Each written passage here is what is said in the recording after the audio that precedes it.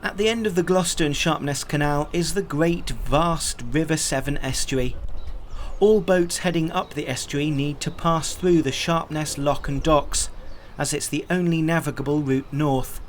The Severn estuary has the largest tidal range in Europe, with water levels between high and low tide of around 10.5 metres at Sharpness and up to 14.8 metres at Avonmouth. Plus the speed of the water flowing can be up to 8 knots. You can navigate down to Bristol, but with constantly changing sandbank levels, the sheer speed of water flow and the dangers of sea conditions, you're strongly advised not to without prior knowledge. You can book a pilot to come aboard and navigate for you, however, for around £200, and it takes about 3 hours depending on the strength of the tide and boat.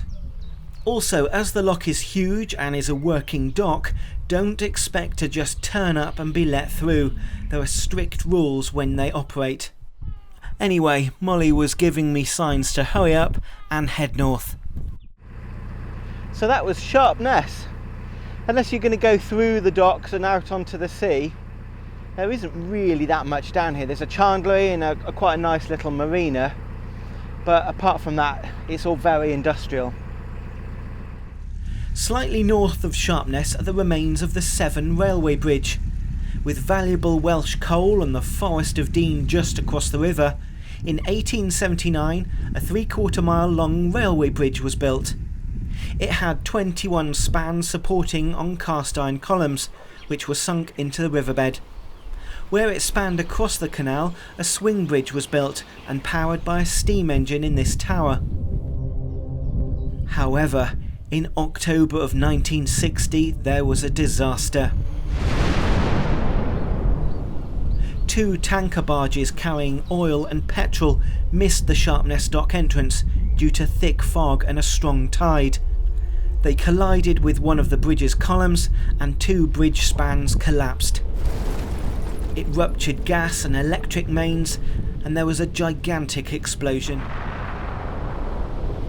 It set alight their petrol and oil cargo, which had spread across the estuary, and only 3 of the 8 crew survived. Today, at low tide, you may be able to see the barge's remains lying in the mud.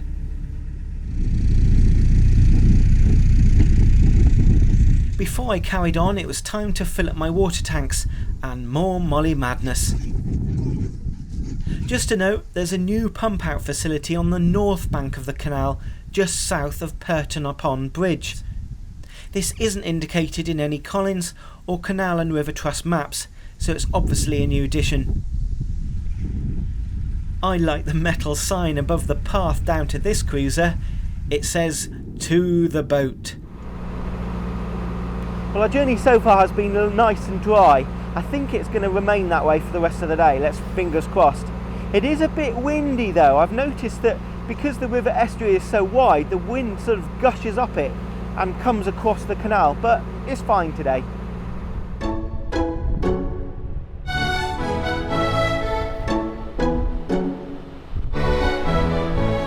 To the east, as you travel up the canal, is the village of Frampton on Severn. The green is said to be the longest village green in England and is about 22 acres in size. The green has been designated a conservation area and is surrounded by an impressive range of architecture spanning several centuries. With ponds and a village shop, it's the true example of a picture postcard English village.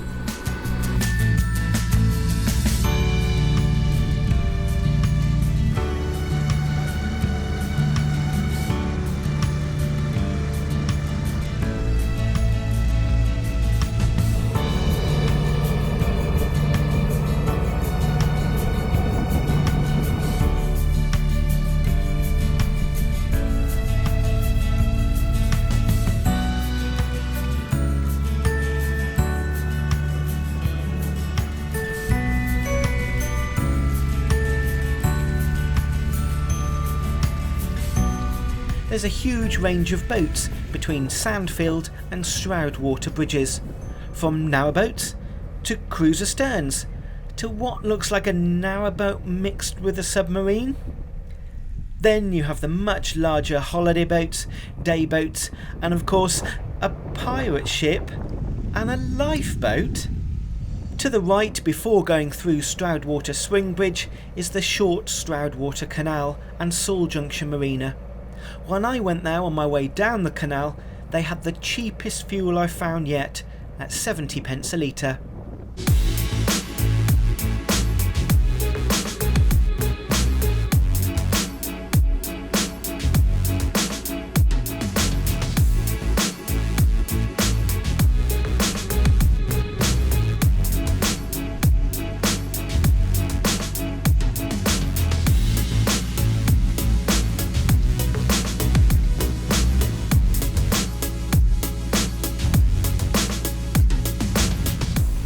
Apart from a couple down in Sharpness and 1 and 2 up in the docks up in Gloucester, all the bridges on the Gloucester and Sharpness Canal are swing bridges. They're all operated by Canal and River Trust staff, and you navigate through them with the use of traffic lights.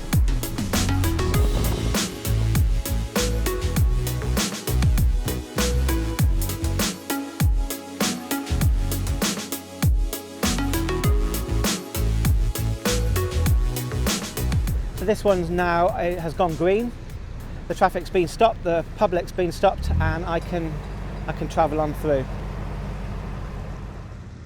Only Canal and River Trust staff can operate the bridges, and they work from 8 AM to 7 PM at this time of year. I've added a link in the description below with all the year's timings. It's actually quite nice that the bridges are operated for you and you just sort of stand on your stern and cruise along. There's none of this getting it on and off, doing locks, all sorts of things. Don't get me wrong, I do miss locks,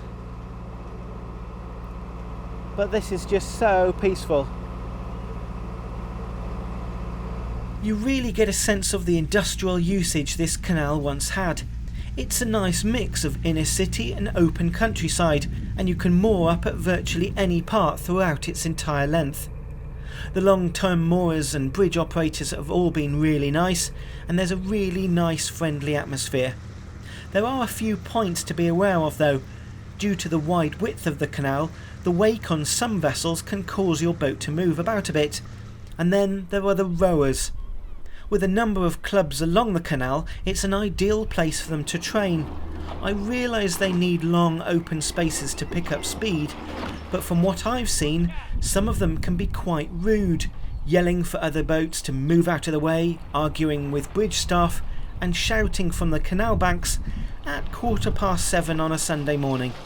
It's not really in the spirit of sharing, as we all want to use this lovely 16.5-mile canal. Just south of Gloucester is this large wood yard. It's north of Hempstead Bridge and just a little bit south of Romans Quay, but it's really long and has masses of different types of wood. I've already spoken to them and they do sell and stock oak face ply, so I think I'll be going and seeing them later on in the week. Next time I get my hands dirty, giving my engine a jolly good service, ready for the long journey up the River Severn. Please do click the subscribe button to follow my journey. Until next time, see you later.